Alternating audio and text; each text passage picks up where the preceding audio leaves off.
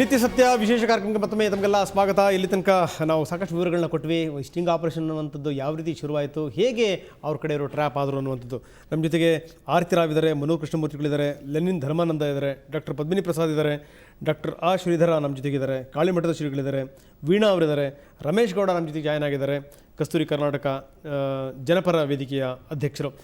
So ಎಲ್ಲರ ಜೊತೆ ಚರ್ಚೆ ಮಾಡ್ತೀವಿ. ಅದನ್ನು ನಾವು ಹೇಳ್ತಾ ಇದ್ವಿ, ಸ್ಟಿಂಗ್ ಆಪರೇಷನ್ ಬಗ್ಗೆ ನಾವು ಮಾತಾಡ್ತಾ ಇದ್ವಿ.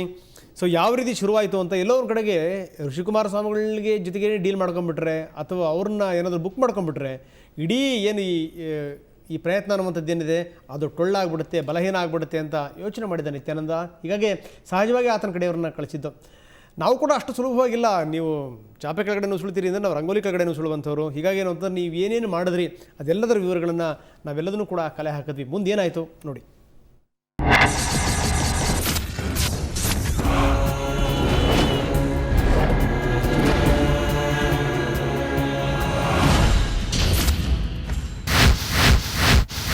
ದುಡ್ಡೊಂದಿದ್ರೆ ಯಾರನ್ನ ಬೇಕಾದ್ರೂ ಏನನ್ನ ಬೇಕಾದ್ರೂ ಖರೀದಿಸಿ ಬಿಡಬಹುದು ಅನ್ನೋದು ಬೇಸಿಕಲಿ ನಿತ್ಯಾನಂದನ ನಂಬಿಕೆ. ಅದನ್ನಾತ ಈ ಟೋಕನ್ ಮುನಿರಾಜುಗೂ ಹೇಳಿ ನಂಬಿಸಿರಬೇಕು. ಇವನು ಅಂಗಿ ಪ್ಯಾಂಟು ಹಾಕೊಂಡು ಕಾರ್ ಹತ್ಕೊಂಡು ಏನು ನಿಮ್ಮ ರೇಟು ಅಂತ ಬಂದುಬಿಟ್ಟ. ಋಷಿಕುಮಾರ ಸ್ವಾಮಿಗಳು ಮೊದಲು ಬೇರೆಯದೇ ದಾಳ ಉದುರಿಸಿದ್ರು. ಅಲ್ಲಿ ಆ ಸಂತೋಷ ನಿತ್ಯಾನಂದನ ಆಶ್ರಮ ಸೇರ್ಕೊಂಡ ನಂತರ ಆತನನ್ನ ಹೊತ್ತು ಹೆತ್ತು ಬೆಳೆಸಿದ ತಂದೆ ತಾಯಿ ಈ ಇಳಿ ವಯಸ್ಸಿನಲ್ಲಿ ಕಣ್ಣೀರಿನಲ್ಲಿ ಕೈ ತೊಳಿತಿದ್ದಾರೆ. ಆ ಸಂತೋಷನ್ನ ವಾಪಸ್ ಕಳಿಸಬೇಕು. ಇನ್ನು ಈ ಜೈಶ್ವರಾನಂದ ತನ್ನ ಹೆಂಡತಿ ಮಕ್ಕಳನ್ನ ಬೀದಿ ಪಾಲು ಮಾಡಿ ಅಲ್ಲಿ ನಿತ್ಯಾನಂದನ ಭಜನೆ ಮಾಡ್ತಿದ್ದಾನೆ. ಆ ಹೆಂಡತಿ ಮಕ್ಕಳಿಗೆ ನ್ಯಾಯ ಸಿಗಬೇಕು ಅನ್ನೋ ಬೇಡಿಕೆ ಇಟ್ರು. ಇವಾಗ ನಮ್ಮನ್ನ ಕರೆಸಿದ್ದು ಉದ್ದೇಶ ಏನು ಹೇಳಿ ಸುಮ್ಮ ಮಾತಾಡೋಣ ಅಂತ ಹೇಳಿದ್ರು. ಒಂದು ರೌಂಡ್ ಮಾತಾಡೋಣಪ್ಪ, ನಾನು ಅವ್ರಿಗೆ ಏನು ಅಂತ ತಿಳ್ಕೊಂಡು ನಾನು ಅವ್ರ ಹತ್ರ ನಾನು ಮಾತಾಡಿ ಅದಕ್ಕೆ ಯಾವ ರೀತಿ ವ್ಯವಸ್ಥೆ ಮಾಡಬೇಕು ಅದನ್ನು ಮಾತಾಡ. ಏನು ಯಾವ ರೀತಿ ಅಲ್ಲ ನೀವು ಹೇಳಿದ್ರೆ ನಾನು ಅದನ್ನು ಮಾತಾಡ್ಬೋದು. ನಾನು ನಿಮ್ಮ ಒಂದು ಉದ್ದೇಶನ ನಾನೇ ಮಾತಾಡಿದ್ರೆ ಶುರುವಾಗಲ್ಲ. ನಿಮ್ಮ ಉದ್ದೇಶ ಏನು ಅಂತ ಹೇಳಿದ್ರೆ ನಾನು ಅದನ್ನು ಮಾತಾಡ್ಬೋದು. ಇಲ್ಲ, ನಂದು ಉದ್ದೇಶ ಅಂತ ಏನಿಲ್ಲ. ಈಗ ನನ್ನ ಉದ್ದೇಶ ಈಗ ಈತ ಏನು ಹೇಳ್ದ ಮುನಿಯಣ್ಣವ್ರ ಜೊತೆನಲ್ಲಿ ಮಾತಾಡಿದ್ದೀನಿ ಅಂತ ಸರಿಯಪ್ಪ. ಇಲ್ಲ, ನನಗೆ ಏನು ಮಾತಾಡಿದ್ರು ಇಲ್ಲ ಅವರು 3 ಜನ ನಾವು ಮಾತಾಡೋಣ, ನೀವು ಒಂದ್ಸರಿ ಎದುರುಗಡೆ ಮಾತಾಡಿದ್ರೆ ಅವ್ರದ್ದು ಇದು ಗೊತ್ತಾಗ್ತದೆ. ನಾನು ಅವನು ಸತ್ಯವಾಗಿ ನಡೆದಿದ್ದಾನೆ ಅದಲ್ಲ, ಕಾವಿ ಹಾಕ್ಕೊಂಡು ಭಾರಿ ಅನ್ಯಾಯ ಮಾಡಿದ್ದಾನೆ, ಅದ್ರ ಬಗ್ಗೆ 2 ಮಾತಿಲ್ಲ. ಬಟ್ ನೀವು ಹೋರಾಟ ಮಾಡಿದ್ರೆ ನೀವು ನಿಮ್ಮ ಒಂದು ಟ್ರೂಪಲ್ಲಿ ಹೋಗಿದ್ರೆ ಅದು ಚೆನ್ನಾಗಿರೋದು. ಇವರವರಲ್ಲ, ಇವ್ರನ್ನ ನಮ್ಮನ್ನು ನಿಂತ ಜಾಗದಲ್ಲೇ ಮಾರಾಕ್ತದೆ ಸಂಘಟನೆ.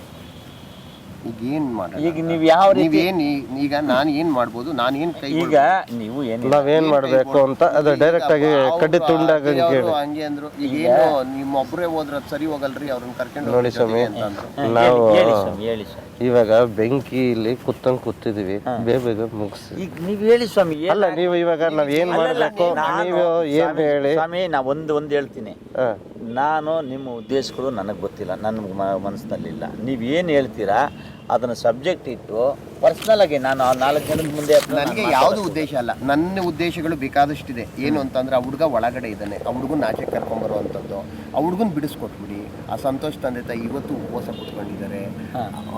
ಅವ್ರು ಯಾರು ಸಂತೋಷ, ಅದು ಒಂದು ಸಂತೋಷ್ ತಂದೆ ತಾಯಿ ಅವ್ರು ಅಲ್ಲಿ ಕೂತಿದ್ದಾರೆ, ಅವನೊಬ್ಬನ ಬಿಡಿಸ್ಕೊಡ್ಬೇಕು.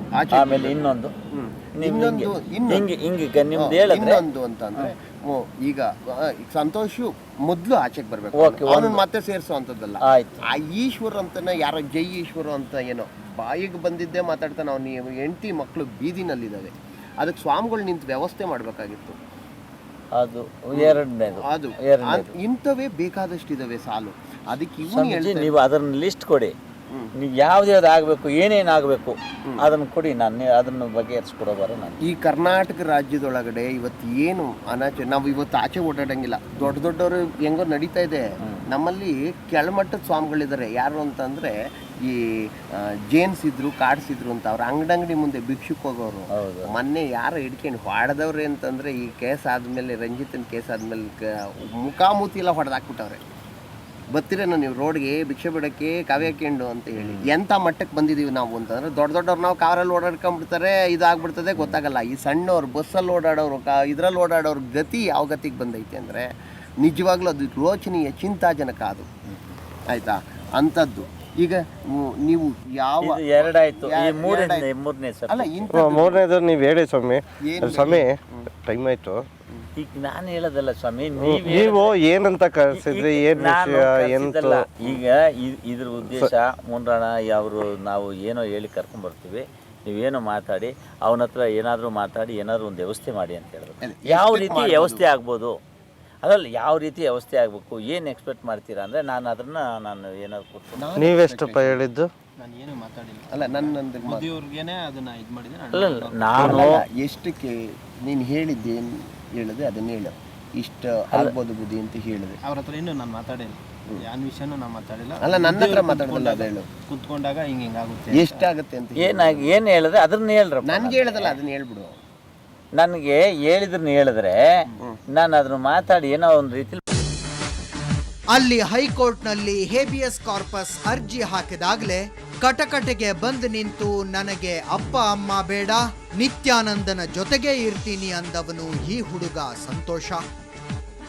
ಈಗ ಈ ಟೋಕನ್ ಮುನಿರಾಜುನ್ನ ನೋಡಿದ್ರೆ ನೀವು ನಿತ್ಯಾನಂದನ ವಿರುದ್ಧದ ಹೋರಾಟದಿಂದ ಹಿಂದೆ ಸರಿದ್ರೆ ಸಂತೋಷನ್ನ ಮನೆಗೆ ಕಳಿಸೋ ಜವಾಬ್ದಾರಿ ನಂದು ಅನ್ನೋ ಅರ್ಥದಲ್ಲಿ ಋಷಿಕುಮಾರರಿಗೆ ಹೇಳ್ತಾನೆ. ಆ ಜಯೇಶ್ವರಾನಂದನ್ನ ನೋಡಿದ್ರೆ ನಿತ್ಯಾನಂದನ ವಿರುದ್ಧ ಯಾರೇ ಮಾತಾಡಿದ್ರೂ ಸಡ್ಡು ಹೊಡಿತಾ ಎದ್ದು ಬರ್ತಾನೆ. ಆತನ ಹೆಂಡತಿ ಮಕ್ಕಳಿಗೆ ನಿತ್ಯಾನಂದ ಅನ್ನೋ ಹೆಸರು ಕೇಳಿದ್ರೂ ಆಗಿ ಬರಲ್ಲ. ಅದನ್ನೂ ಸರಿ ಮಾಡೋಣ ಬಿಡಿ ಅಂತಾನೆ ಟೋಕನ್ ಮುನಿರಾಜು. ಅದು ಏನು ಕಥೆನೋ. ಈತ ಹೇಳೋ ಪ್ರಕಾರ ಸುವರ್ಣ ನ್ಯೂಸ್ನವರು ಕನ್ನಡ ಪರ ಸಂಘಟನೆಗಳವರಿಗೆ ದುಡ್ಡು ಕೊಟ್ಟು ನಿತ್ಯಾನಂದನ ವಿರುದ್ಧದ ಹೋರಾಟಕ್ಕಿಳಿಸಿದ್ರಂತೆ. ಆ ಅಭಿಯಾನದಲ್ಲಿ ಘೋಷಣೆ ಕೂಗಿದ ಪ್ರತಿಯೊಬ್ಬನಿಗೂ ಪೇಮೆಂಟ್ ಆಗಿದೆಯಂತೆ. ಈ ರಮೇಶ್ ಗೌಡ್ರು ಜಯರಾಮ್ ಹತ್ರ ಹೇಳಿ ನನಗೆ ಮಾತಾಡ್ತೀನಿ ಅಂದ್ರೆ, ಇಲ್ಲಪ್ಪ ನಾನು ಮಾತಾಡೋಕ್ಕೆ ರೆಡಿ ಇಲ್ಲ, ನೀವೀಗ ಆಲ್ರೆಡಿ ಈಸ್ಕೊಂಡು ಬಂದು ಒಳಗಡೆ ನುಗ್ಗು ಸ್ವಾಮಿಗೆ ಕುರುಪಾಕಕ್ಕೆ ಬಂದ್ರಿ, ನಾವ್ಯಾಕೆ ನಿಮ್ಮ ಹತ್ರ ಮಾತಾಡಬೇಕು? ಯಾರಿಗೆ?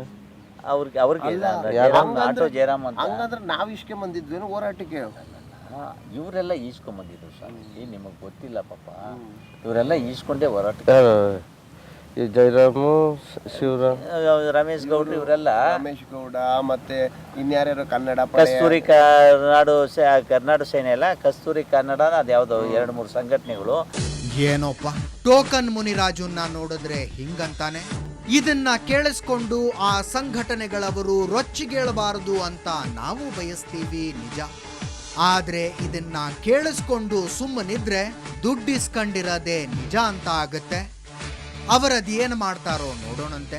ಸದ್ಯಕ್ಕೆ ಸಂಘಟನೆಗಳವರು ದುಡ್ಡು ತಗೊಂಡು ಹೋರಾಟಕ್ಕಿಳಿದ್ರು, ನೀವು ದುಡ್ಡು ತಗೊಂಡು ಹೋರಾಟದಿಂದ ಹಿಂದೆ ಸರೀರಿ ಅಂತ ದಾಳ ಉದುರಿಸೋದಕ್ಕೆ ಬಂದಿದ್ದ ಟೋಕನ್ ಮುನಿರಾಜು. ಮಜಾ ಅಂದ್ರೆ ಇಲಿ ಹಿಡಿಯೋದಕ್ಕೆ ಅಂತ ಬಲೆ ಹಿಡ್ಕೊಂಡು ನೇರವಾಗಿ ಖೆಡ್ಡಾದೊಳಕ್ಕೆ ಬಂದಿದ್ದೀನಿ ಅನ್ನೋದು ಈ ದಲಿತ ಮುಖಂಡನಿಗೆ ಅರ್ಥ ಆಗಲೇ ಇಲ್ಲ. ಇವಾಗ ಏನು ಉದ್ದೇಶದಿಂದ ತಾವು ಬಂದಿರೋದು ಹೇಳಿ, ಕರೆಕ್ಟ್ ಆಗಿ ಆ ಉದ್ದೇಶ ಹೇಳಿ, ಅಲ್ಲೇ ಸಿಗುತ್ತೆ. ಅದೇ ಉದ್ದೇಶ ಇರೋದ್ರಿಂದಲೇ ಅಂತಲ್ಲ, ಅವರು ನಿಮ್ಮ ಹತ್ರ ಮಾತಾಡ್ಲಿಕ್ಕೆ ನಿಮ್ಮ ಒಂದು ಇದನ್ನ ಅವರು ಅದೇ ಕಣೋ ಉದ್ದೇಶನೇ ಇಷ್ಟು. ಈ ಉದ್ದೇಶ ಮುಗಿಸ್ಬಿಡಿ ಅಂತ ಅವರು ಕೇಳ್ತಾ ಇರೋದು. ಅಲ್ಲಲ್ಲ, ಈ ಸ್ವಾಮಿಯವ್ರು ಕೇಳ್ತಾ ಇರೋದು ಕರೆಕ್ಟು. ನಾನು ಬಂದಿದ್ದ ಉದ್ದೇಶ ಏನು ಅವ್ರು ಕೇಳೋದು. ನಾನು ಬಂದ ಉದ್ದೇಶ ಇಷ್ಟೇ, ಸ್ವಾಮಿಗಳು ಪಾಪ ಇಷ್ಟು ಒಳ್ಳೆ ಹೆಸರು ಮಾಡಿಕೊಂಡು ಆ ಕನ್ನಡ ಸಂಘಟನೆಯವ್ರ ಜೊತೆಲಿ ಬೇಡಿ ನಿಮ್ಮದೇ ಆದ ಒಂದು ಸ್ವಾಮಿಗಳು ಸುಶೀದಿರು ಎಷ್ಟೋ ಇರ್ತಾರೆ, ಅವ್ರದ್ದು ಒಂದು 10 ಜನ ಇಟ್ಕೊಂಡು ಹೋರಾಟ ಮಾಡಿ. ಸರಿ ಸ್ವಾಮಿ, ಅದನ್ನ ನಾವು ಇಷ್ಟು ದೂರ ಕಳ್ಸೋ ಅವಶ್ಯಕತೆ ಇರಲಿಲ್ಲ. ಕರೆಕ್ಟ್, ನೀವು ಅಲ್ಲೇ ಬಂದು ಇದನ್ನ ಹೇಳ್ಬೋದಾಗಿತ್ತು. ನಾನು ಅಲ್ಲೇ ಬರ್ತೀನಪ್ಪ ಅಂತಲೂ ಹೇಳ, ನಾನು ಅಲ್ಲೇ ಬರ್ತೀನಿ, ಅಲ್ಲಿ ಬರ್ತೀನಿ. ಆಮೇಲೆ ಇವ್ರೇನಾದ್ರು ಹಿಂಗೇನಾದ್ರು ಮಾಡೋಂಗಿದ್ರೆ ಯಾಕೆ ಬೇಡ ಅಂತಂದ್ರೆ ಇವನು ಅದೇನ್ ಬೇಕಾಗಿದೆ ನಾನು ಎಲ್ಲ ಮಾತಾಡಿದ್ದೀನಿ ಬುದ್ಧಿ ಅಂದಾಗ ಆ ವಿಷಯವಾಗಿ ಮಠದ ಹತ್ರಕ್ಕೆ ಬರೋದು ಬೇಡಪ್ಪ ಅಂತ. ಇಲ್ಲ ಆ ವಿಷಯನೂ ನಾನು ಅದನ್ನ ಹೇಳಲೇ ಇಲ್ಲ ಯಪ್ಪ, ಏನೂ ಹೇಳಲೇ ಇಲ್ಲ ನನಗೆ. ಇಲ್ಲ, ನೀವು ಮಾತಾಡಿ ಅವರು ಏನು ಬೇಕೋ ಆ ಸ್ವಾಮಿಗಳು ಒಂದು ರೀತಿಯಲ್ಲಿ ನಿಮ್ಗೆ ಅನುಕೂಲ ಆಗೋ ಥರ, ನಿತ್ಯಾನಂದನಿಗೆ ಅನುಕೂಲ ಆಗೋ ಥರ ವ್ಯವಸ್ಥೆ ಮಾಡಿದ್ರೆ ನೀವೇನಾದರೂ ವ್ಯವಸ್ಥೆ ಮಾಡಿಸ್ಬೇಕು ಅಂತ ಹೇಳಿದ್ರು. ಆಯ್ತಪ್ಪ, ಕರೆದು ಆ ಥರ ಏನಾದ್ರು ಇತ್ತು ಅಂದರೆ ನಾನು ಮಾತಾಡ್ತೀನಿ, ಇಮ್ಮಿಡಿಯೇಟಾಗಿ ಮಾಡಿಸೋಣ ಅಂತ ಹೇಳಿ. ಅದನ್ನೇ ಅವರು ಹೇಳ್ತಾ ಇದಾರೆ, ನಾನು ಅದೇ ಹೇಳ್ತಾ ಇದ್ದೀನಿ. ನಾನು ಅದು ಬಿಟ್ಟು ಇಷ್ಟು ಅಂತ ಹೇಳ್ತಾ ಇಲ್ಲ. ಸ್ವಾಮಿಗಳೇ ನೀವು ನೀನ್ ಹೇಳ್ದಷ್ಟು ಇಲ್ಲ ಅಂತ ಹೇಳ್ದಲ್ಲ. ನೀನು ಸರಿಯಾಗಿ ಮಾಹಿತಿ ಕೊಟ್ಟಿಲ್ಲ. ಇಲ್ಲ ಈ ಸ್ವಾಮಿಗಳ ಇಲ್ಲ ಬುದ್ಧಿಯವ್ರ ಹತ್ರನೂ ನೀನೇನು ಹೇಳ್ಬೇಕಾಯ್ತು, ಸ್ವಾಮಿ ಹಿಂಗೆ ನಾನು ಮಾತಾಡಿದ್ದೀನಿ ಹಿಂಗೆ ಮಾಡಿದ್ದೀನಿ ಅಂತ ಹೇಳ್ಬೇಕಾಯ್ತು. ಇದು ನಾನೇನಂದರೆ ನಮ್ಮ ಸ್ವಾಮಿಗಳು ಅವ್ರಿಗೆ ಒಂದು ಒಳ್ಳೆ ಗೌರವ ಇದೆ ಇವತ್ತು. ಆ ಲೆಕ್ಕದಲ್ಲಿ ನಾವು ವ್ಯವಹಾರ ಮಾಡಬೇಕು. ನಾನೇನು ಹೇಳಿದೆ, ಹಾಗೆ ತೀಮೀರಿ ಸ್ವಾಮಿಗಳಿಗೆ ಮಠಕ್ಕೆ ಅದು ಇದು ಏನಾದರೂ ಆಗಬೇಕಾದ್ರೆ ನಾನು ಅವನ ಕಡೆಯಿಂದ ಮಾಡಿಸ್ಕೊಡ್ತೀನಿ ಅಂತ ಅದು ಒಂದು ಅಷ್ಟು ಮಾತ್ರ ಹೇಳಿದೆ. ಅದು ಏನು ಎಷ್ಟು ಮಾಡಿಸ್ಕೊಡ್ತೀರಿ ಅನ್ನೋದು ಗೊತ್ತಾದ್ರೆ ನಾನು ಮಿಕ್ಕಿದ್ದು ಮಾತಾಡ್ಬೋದಪ್ಪ. ನನ್ಗೇನು ಬರ್ತದೆ, ಬಾಳೆ ಗಿಡ ಬರ್ತದೋ, ತೆಂಗಿನ ಗಿಡ ಬರ್ತದೋ, ಹಲಸಿನ ಗಿಡ ಬರ್ತದೋ ಅನ್ನೋದು ಗೊತ್ತಾಗ್ಬೇಕಲ್ಲ. ಈಗ ನಾನು ನಾಳೆ ಇವತ್ತು ಸಾಯಂಕಾಲದೊಳಗಡೆ ಮಾತಾಡಿ ಈ ಫೋನಲ್ಲಿ ತನಗೆ ತಿಳಿಸಲ್ಲ. ಅರ್ಥ ಆಯ್ತು ಬಿಡಿ ಮುನಿರಾಜು, ಅರ್ಥ ಆಯ್ತು.